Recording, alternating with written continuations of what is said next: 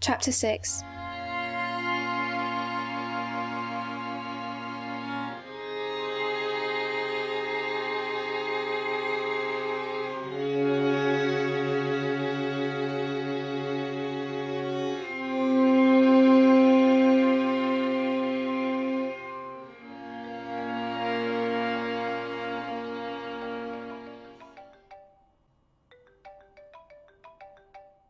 Simon, barely shaken from the sound, continued to stretch out on his cot.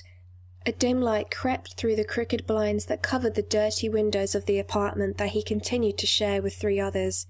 He peeked one eye open and scratched the messy hair on his head as the phone went to voicemail. Then he quickly fell back to sleep. Later, Simon dragged himself off the cot and he listened to the message. He was dishevelled and barely had his wits about him, but he instantly awoke fully when he heard the familiar frantic voice of his old high school theatre teacher, Mr. Taylor. "Simon, how are you doing out there, young man? I've heard about a possible opportunity that you may want to take advantage of, so call me back at this number when you can. Thanks." Wow, Simon thought. He called him back right away and cleared his throat several times as it rang so that he wouldn't sound as if he just got up. "Simon!" Mr. Taylor sounded excited for his return call. "Mr. Taylor, hi, how are you? I just got your message. Good to hear from you. How are you doing? I talked to Jonathan today and she told me that you're doing very well out there." Well, Simon's voice trailed because he didn't want to lie, but he didn't want to sound like a failure either. Mr. Taylor, well-travelled and schooled in the arts, understood and didn't allow Simon to continue. "Hey, I know how it is. It just takes time, so hang in there.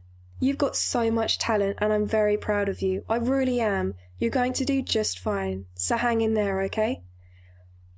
Simon smiled. Mr. Taylor was always so upbeat and always seemed to know exactly what to say to make him feel okay. "Thank you. Anyway, that's why I called you earlier. An old buddy of mine casting for a musical that's supposed to be opening on Broadway. He's looking for guys in your age range, so I told him about you. You should give him a call. His name is George Folds. I'll text his number to you. Give him a call ASAP," he instructed. "Sure, thank you very much." "No problem. When he told me what he was looking for, I instantly thought of you. I told him that I think you'd be perfect for the part, so call him right away." "I will. Thank you so much, Mr. Taylor." Half a minute later, the text arrived and Simon called the number and left a nervous message.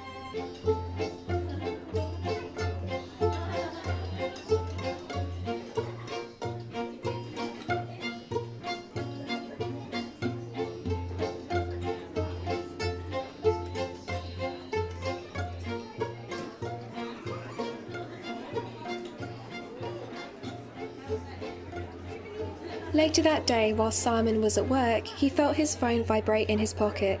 He anxiously pulled it out and saw that it was Mr. Folds returning his call.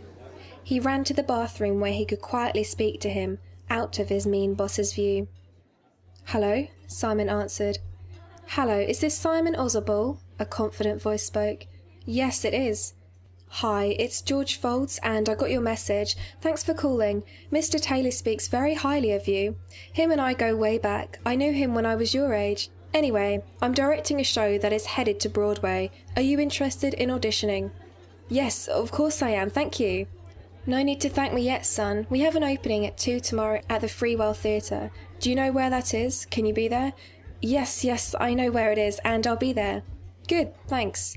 I'll text you my contact info. Shoot me an email so I can send you the script, and please bring something to sing."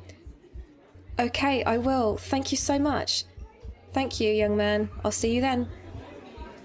As soon as they said goodbye, Simon's elated heart sunk right into his gut as he suddenly recalled that he was scheduled to work at the very same time tomorrow. He froze and contemplated. He knew that he had to ask his boss for the time off. Certainly, as mean and angry as his boss seemed, he would understand that this could be a big opportunity for him and would allow him to come to work late. He had to be an understanding man, deep down, right? Simon nervously left the bathroom and found his boss in the kitchen. "Mr. Rhodes, can I please come to work a couple of hours late tomorrow? I have a very important audition for a Broadway show tomorrow at 2. "Seriously?" his intimidating boss mocked him. Yes, sir, it really is important. My old high school theatre teacher knows the guy that is directing it, and he recommended me to him. He wants me to audition tomorrow, so Mr. Rhodes cut him off. No, Jesus Christ, everyone's an actor in this town, and they think they're so special. I need you to be a waiter, and you haven't even been very good at that. Why don't you act like a good waiter? Now get back to work, and don't bother me with this nonsense again. Dejected, Simon turned around.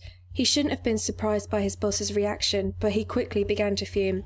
The job is awful, his boss was uncontrollably cruel and disrespectful, and he just couldn't take it anymore. This could be his big break.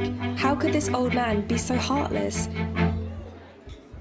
Simon couldn't even see straight as his rage overtook him, and he knew what he needed to do. Simon turned around, took off his waiter's apron, and dramatically placed it on the table in front of his boss.